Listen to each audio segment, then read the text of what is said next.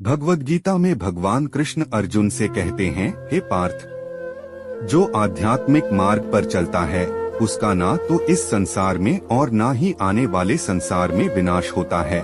मेरे प्रिय मित्र, जो ईश्वर प्राप्ति के लिए प्रयास करता है वह कभी भी बुरे के सामने हारता नहीं। आत्म सुधार पर काम करना जीवन में आगे बढ़ने का एक अच्छा तरीका है।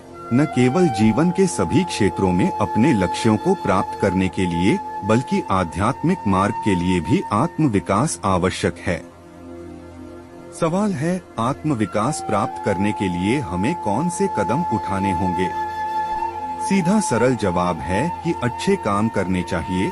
जब आप अच्छे कर्म करते हैं तो अच्छे परिणाम मिलते हैं और जब बुरे कर्म करते हैं तो बुरे परिणाम मिलते हैं।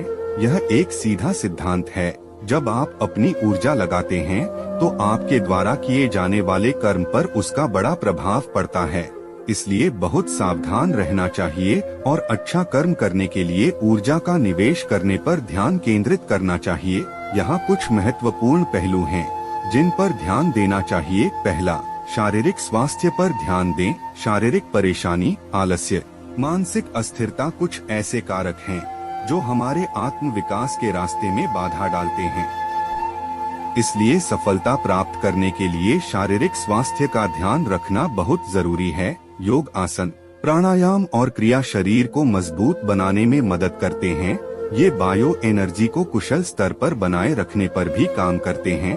इसके अलावा योग तकनीक दिमाग को व्याकुलता से बचने के लिए प्रशिक्षित करती है। दूसरा, प्रोफेशनल विकास पर ध्यान दें।